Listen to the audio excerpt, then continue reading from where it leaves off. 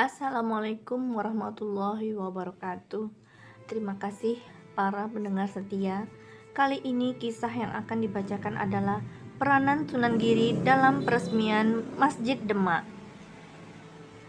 Kalau seorang yang membuka tanah pada hutan belantara, tentu saja harus menghadapi kesulitan dan berhati-hati. Demikianlah gambaran perjuangan di zaman Wali Songo. Beliau itu harus mempunyai ketegasan dan kebijaksanaan dalam menghadapi masyarakat yang sudah terlanjur berpegang teguh pada adat yang membahayakan bagi tauhid. Maka itulah setiap beliau yang tergabung dalam Wali Songo mempunyai ketegasan dan kebijaksanaan sendiri-sendiri. Sunan Giri adalah termasuk seorang ulama yang wirai. Itu sangat berhati-hati dalam memutuskan hukum karena takut terperosok ke dalam jurang kesyirikan. Maka dari itu dalam urusan ubudiyah, beliau benar-benar berpegang teguh kepada Al-Quran dan hadis Nabi Shallallahu Alaihi Wasallam. Beliau berpendapat tegas bahwa ibadah mau tidak mau harus sesuai dengan ajaran Nabi Shallallahu Alaihi Wasallam. Tidak boleh dicampur aduk dengan kepercayaan yang bertolak belakang dengan ketauhidan yang menyebabkan seseorang menjadi musyrik. Pendapat beliau itu memang disesuaikan dengan perintah Allah dalam surat An-Nisa ayat 36 yang artinya, sembahlah Allah dan janganlah kamu mempersekutukannya. Akan hal itu, beliau sangat berhati-hati dan takut karena dosa syirik adalah dosa yang paling besar dan tidak dapat diampunkan. Sebagaimana firman Allah dalam surat An-Nisa ayat 116. Bismillahirrahmanirrahim. Innallaha la yaghfiru an yushraka bihi wa yaghfiru ma duna zalika liman yasha'u wa man yusyrik billahi faqad dhalla dhalalan ba'idan. Artinya, sesungguhnya Allah tidak akan mengampuni dosa orang yang mempersekutukannya dengan sesuatu apapun, dan Allah akan mengampuni semua dosa-dosa selain syirik bagi siapa yang dikehendaki. Dan siapa yang berbuat syirik mempersekutukan sesuatu kepada Allah, maka sesungguhnya ia telah tersesat sejauh-jauhnya. Demikianlah Sunan Giri yang berpegang teguh pada Al-Quran, sehingga beliau bersikap tegas dalam ibadah, tidak kenal kompromi dengan adat istiadat dan kepercayaan animisme dan dinamisme. Pelaksanaan ibadah harus secara murni dan konsekuen, sesuai dengan ajaran aslinya yaitu Al-Quran dan Sunnah Rasulullah Shallallahu Alaihi Wasallam. Sikap dan keyakinan Sunan Giri ini mendapat dukungan dari Sunan Ampel dan Sunan Derajat. Tumbuhnya sifat dan sikap demikian karena dari keahlian Sunan Giri di bidang ilmu fikih. Maka itulah beliau mendapat sebutan Sultan Abdul Faqih. Lain halnya dengan Sunan Kalijaga, Sunan Bonang, Sunan Kudus, Sunan Gunung Jati, dan Sunan Muria. Untuk menyiarkan Islam, agar semua lapisan masyarakat dapat menerima, mereka berpendapat, untuk mengikis adat istiadat yang bertentangan dengan ajaran Islam, harus dilihat lebih dahulu mana yang sekiranya mudah dilenyapkan, maka ditiadakan.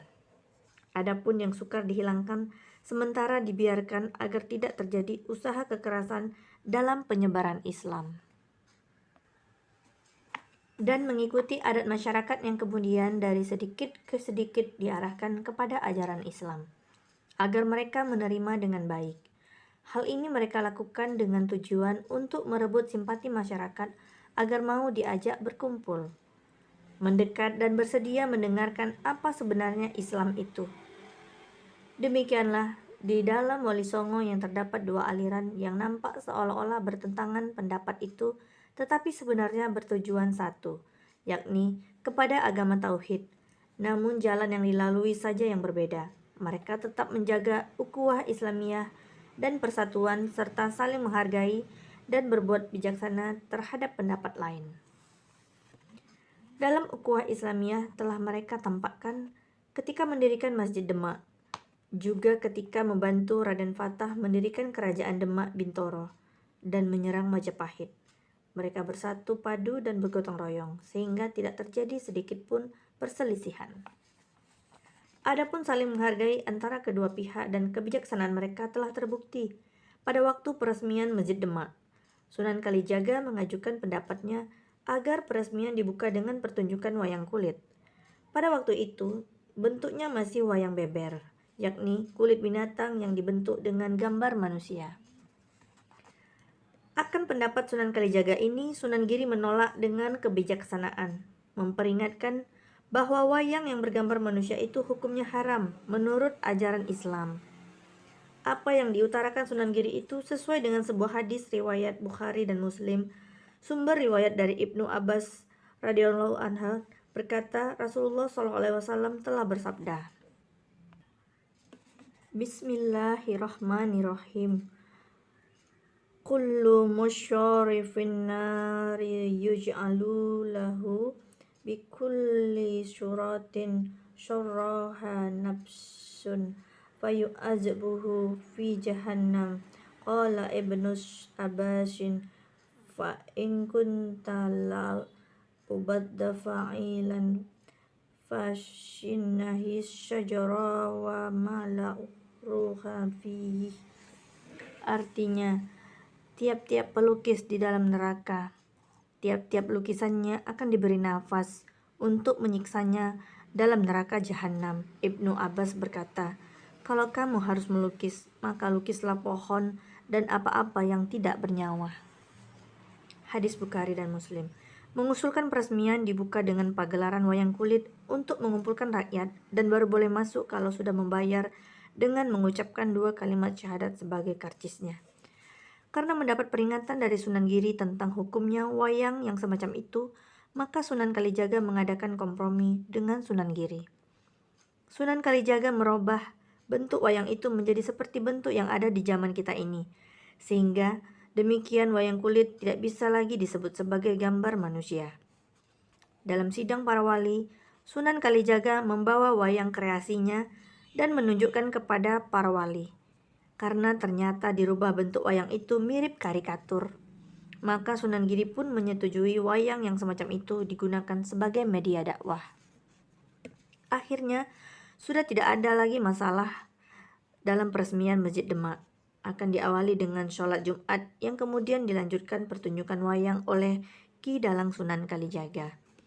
Inilah perjuangan dan kebijaksanaan para wali songo yang patut sekali kita contoh. Manakala kita menemui perbedaan, janganlah diperuncing. Carilah kesamaannya agar ukhuwah Islamiyah tetap utuh. Sekian kisahnya, semoga dapat memberikan manfaat kepada kita semua. Terima kasih. Assalamualaikum warahmatullahi wabarakatuh.